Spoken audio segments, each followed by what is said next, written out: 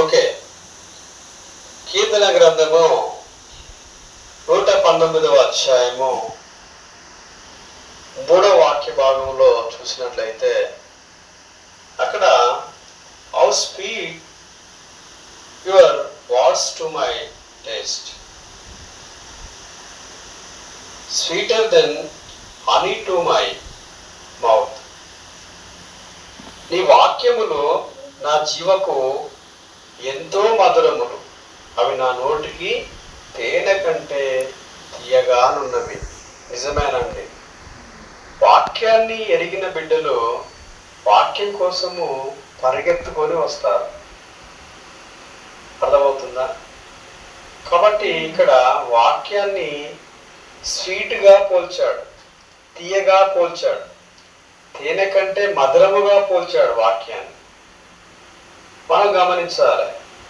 మనం కనుక ఏదన్నా ఇస్తున్నారు అంటే, ఏదన్నా పంచుతున్నారు అంటే మనం ఏం చేస్తామండి?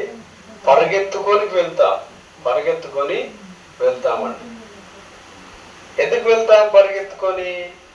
ఆశ ఉంటుంది కనుక మనం పరిగెత్తుకొని వెళ్తాం. అలాగే దేవుని యొక్క వాక్యం పైన మనం ఆశ కలిగి ఉండాలి.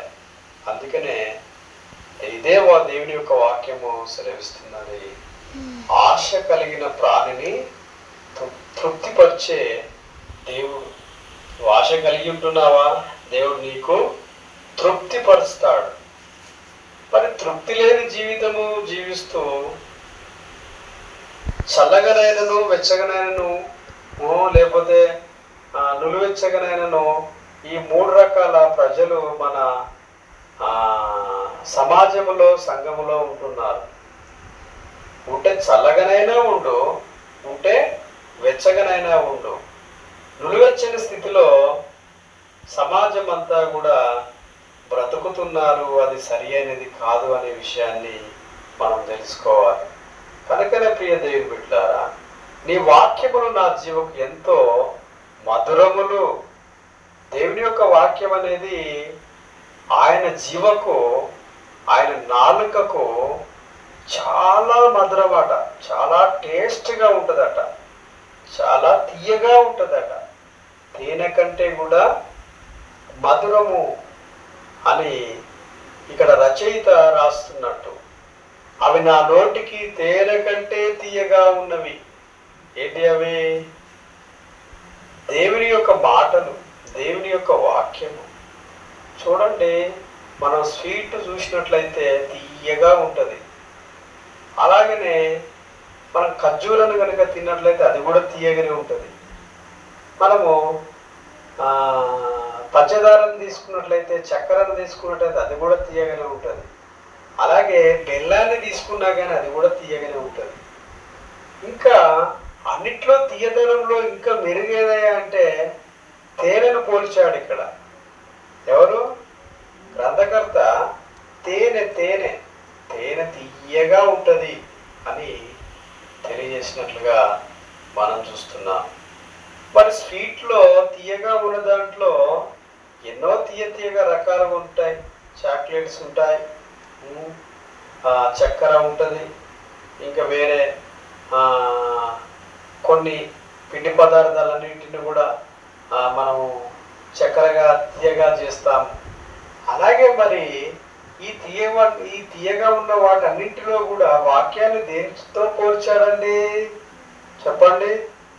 తేనెతో పోల్చాడు. అంటే తేనె చాలా స్వీట్గా ఉంటుంది, చాలా తీయగా ఉంటుంది, చాలా మధురముగా ఉంటుంది. అలాగే దేవుని యొక్క వాక్యం కూడా అంత తీయగా ఉంటుంది, అంత టేస్ట్గా, రుచికరంగా ఉంటుంది అనే దానికి సాదృశ్యంగా ఈ యొక్క గ్రంథకర్త రాసినట్లుగా చూస్తున్నాం. మరి అటువంటి తీయదనాన్ని ఆస్వాదించాలి అంటే మనం ఏం చేస్తున్నాం? మనం పరిగెత్తుకొని వస్తున్నామా? లేకపోతే మనము ఇంటిగానే ఉంటున్నామా? ఎందుకు ఈ స్వీట్ అనేది దాని టేస్ట్ తెలుస్తలేదు మనకు? దాని రుచి ఎందుకు ఎరగలేకపోతున్నాము? ఒకసారి గమనించాలి ప్రేమ దేవుని బిడ్డ. మీరు దేవుని బిడ్డలు అయినట్లయితే, రాని వారు కూడా దేవుని బిడ్డలు అయినట్లయితే తప్పనిసరిగా ఈ యొక్క టేస్ట్ అనేది వారికి చాలా అవసరమై ఉన్నది. కనుక నీ వాక్యములు నా జీవకు ఎంతో మధురములు, అవి నా నోటికి తేనె కంటే తీయముగా ఉన్నవి. అదే అండి, అవి అనుకరించిన వాడికి, విశ్వాసము కలిగిన వాడికి, నమ్మకము కలిగిన వాడికి, దేవుని చేత పిలువబడ్డ వాడికి ఈ యొక్క వాక్యం అనేది తేనె కంటే తీపిగా ఉంటుంది అనేది ఇక్కడ మనము తెలుసుకుంటున్నాం. Sweeter than honey to my mouth, నా నోటికి తేనె వలె ఉన్నది అని అంటున్నాడు. కనుకనే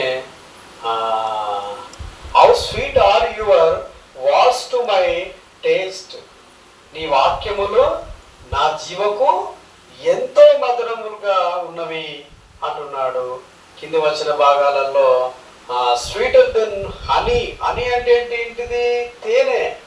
టు మై మౌత్, నా నోటికి తేనె వలె మధురముగా ఉన్నవి.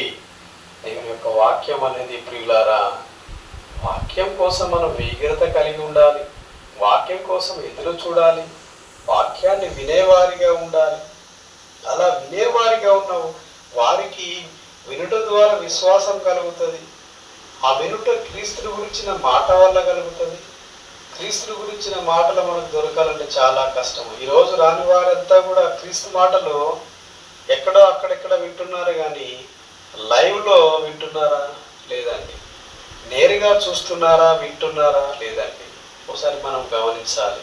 ఈరోజు వారు ధన్యులు కాదండి, వారు ఈరోజు అన్యులుగా ఉంటున్నారు, దేవుని ఎరగని వారిగా ఉంటున్నారు, దేవుడు అంటే ఎవరో తెలుసుకుని వారిగా ఉంటున్నారు. కనుక ప్రియ బిడ్డలారా, ఈరోజు మీరు దేవుని వాక్యం వింటున్నారంటే మీరు ధన్యులై ఉంటున్నారు అనే విషయాన్ని మనము ఒకసారి జ్ఞాపకం చేసుకుందాం. చూడండి,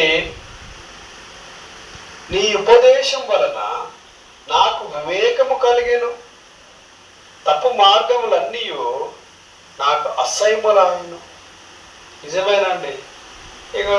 ఎవరన్నా కనుక తప్పుడు బోధించారు అనుకోండి, తప్పుడు వాక్యములన్నింటినీ బోధించినప్పుడు మనకి ఎలాగుంటాయి? అవి అసహ్యంగా ఉంటాయి. వీడు చెప్పేదే చెప్తాడు, వీడు సోది మునిగిపోను అంటాం మనం. అవునా కదా? ఏం చెప్తాడు, ఎప్పుడు చెప్పినా అదే పాట పాడతాడు, అదే మాట మాట్లాడతాడు అని మనకు అసహ్యంగా ఉంటుంది. కానీ ఇక్కడ నీ ఉపదేశం వలన నాకు వివేకము కలిగెను. దేవుని యొక్క వాక్యాన్ని వినడం వల్ల మనకి ఏం కలుగుతుందట?